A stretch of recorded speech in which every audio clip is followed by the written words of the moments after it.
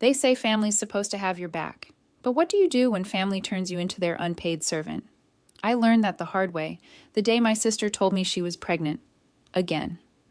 That was the moment I finally said, I'm done being your doormat. Act 1, the beginning of the trap. I'm Cara Dawson, 27, and for 3 long years, I've basically been Mom 2.0 to my sister's 4 kids. Yeah, 4, ages 6 to 15. Chaos level, extreme. After my bakery business tanked, I moved in with her to regroup. I thought it was temporary, but instead of a fresh start, I got free housing with a side of unpaid labor. Suddenly, I was cooking, driving, cleaning, doing bedtime stories, and playing referee in every sibling war. Meanwhile, my sister Bree worked night shifts at a warehouse and slept through the day like a vampire. She'd toss me a thanks for holding it down once in a while. But that was it. No money, no appreciation, just expectations. I worked part-time at a downtown coffee shop, pulling double shifts just to afford gas and my late-night online design classes. I was trying to rebuild my dream, start fresh in graphic design, but that dream kept slipping further away every day. Act 2. A day in my insane life. My mornings started before sunrise, 5:30 a.m., alarm blaring, coffee cold, and 4 cranky kids arguing over breakfast. Logan, 15, blasting rap music. Ava, 12, yelling about someone stealing her Pop-Tart. Miles, 9, spilling juice on the counter.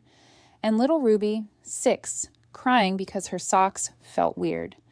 By the time I dropped them at school, I felt like I'd already worked a full day. Then it was straight to the cafe, serving grumpy customers for $15 an hour. Hey, can you hurry that up? Some suit would snap, like I wasn't juggling 6 orders already. After work, I'd pick up the kids, make dinner, help with homework, and crash somewhere between Ava's math homework and Ruby's bedtime story. That's when I'd try to squeeze in design lessons on my laptop, usually passing out mid-video, the screen glowing on my tired face. I wasn't living. I was surviving. Act 3. The reality check.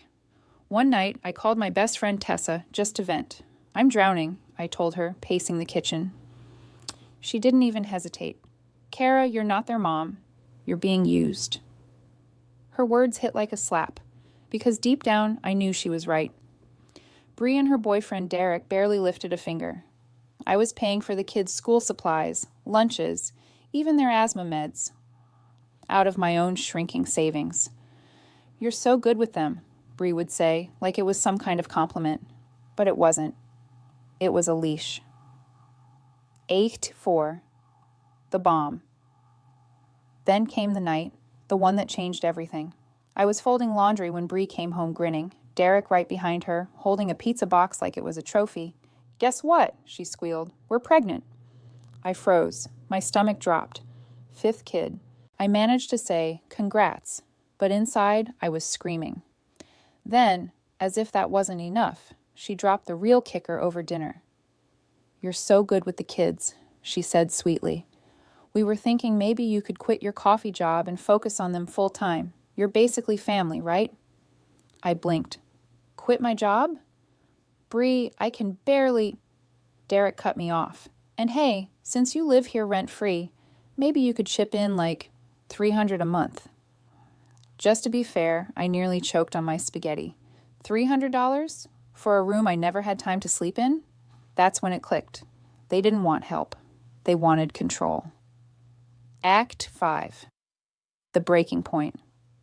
The next day, I told Tessa everything. They want me to pay rent and quit my job, I said, pacing like a maniac. Tessa didn't sugarcoat it. Girl, pack your stuff. They're bleeding you dry. And she was right. I couldn't keep pouring from an empty cup. I started secretly checking rental listings. Madison, Wisconsin. Small studios.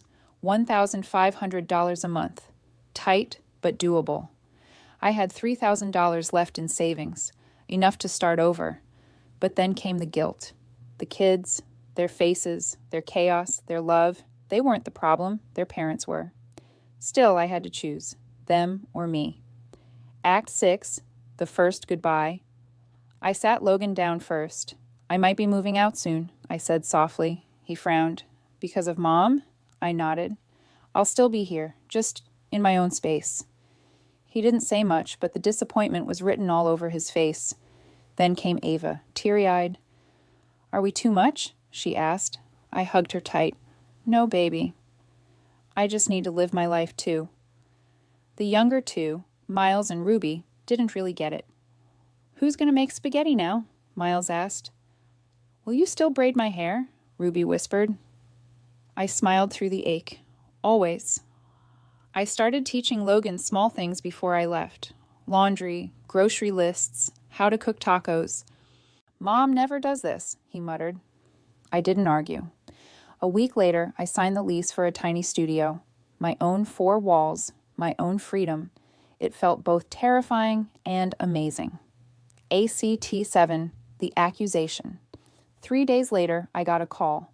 This is Officer Ramirez with the Madison Police Department, a voice said. My stomach dropped. He asked me to come to Bree's house, said there'd been a complaint. When I arrived, 2 officers were already there. Bree stood on the porch, red-faced and fuming. She stole $500 and wrecked our washer, she yelled, pointing at me. She trashed the place before she left. I froze. What? I didn't take anything. The cops checked. The washer, old wire issue. The couch, torn for months. Bree's proof? Non-existent. Then Logan walked in. Mom's lying, he said, voice shaking but strong. The couch has been ripped since last summer. The washer broke because she overloaded it. She spent that $500 on groceries. The room went dead silent. Officer Ramirez turned to Bree. You're making a false report, ma'am. Don't waste our time again. As they left, I looked at Logan, speechless. He just shrugged. You don't deserve this. I hugged him so hard I almost cried. That night, I knew. There was no going back. Act 8. The hospital call. 2 weeks later, my phone buzzed again. Logan's voice trembled through the line. Mom's in the hospital. Something's wrong with the baby. Despite everything, I drove straight there. The doctor explained. Bree had placenta previa, strict bed rest for months. When I saw her, she looked small, tired, scared. The kids need you, she whispered. And even though every part of me screamed no, I said, I'll help, but on my terms. I kept my job. I kept my apartment. I just came by after shifts to help with homework, cook, and make sure the kids were okay. No more living there. No more being her backup mom. Bree didn't argue. She couldn't. Act 9, holding the fort. The house was a wreck. Laundry piled up, dishes everywhere. Derek was barely around. Logan was doing his best, but he was just a kid. So I gave everyone a role. Logan handled groceries. Ava did laundry. Miles and Ruby handled tidying and bedtime routines. It wasn't perfect, but it worked. Every night after cleaning up, I'd head back to my studio, exhausted, but finally in control.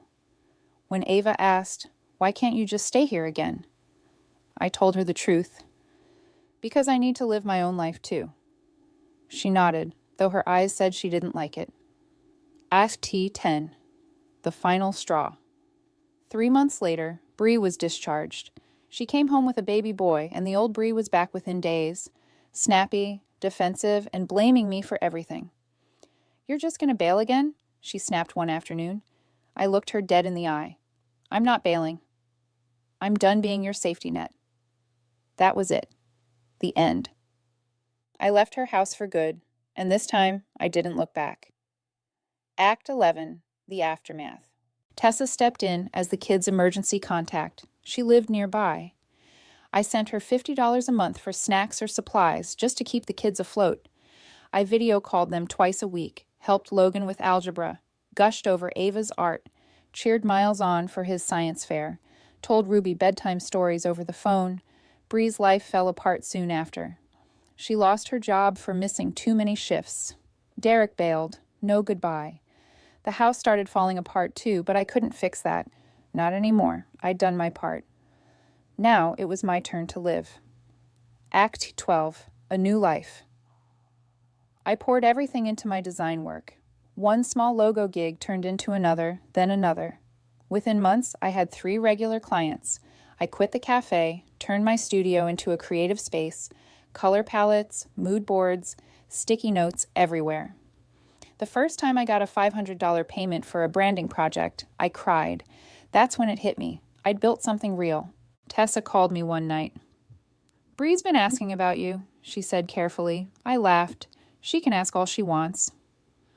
I'm not her built-in babysitter anymore. Now I still talk to the kids. They're thriving. Logan's working part-time. Ava's winning art contests. They're stronger than ever because they learned what I finally did. You can love someone deeply and still choose yourself. Ending. I look around my little studio now. Quiet, messy, mine. The same place where I rebuilt my life from scratch. Bree tried to break me, but she didn't win. I'm not her helper. I'm not her safety net. I'm Kara Dawson, survivor, designer, and finally free. So if you've ever carried someone else's load till your knees gave out, this is your sign to put it down and walk away. Because sometimes saving yourself is the most selfless thing you can do.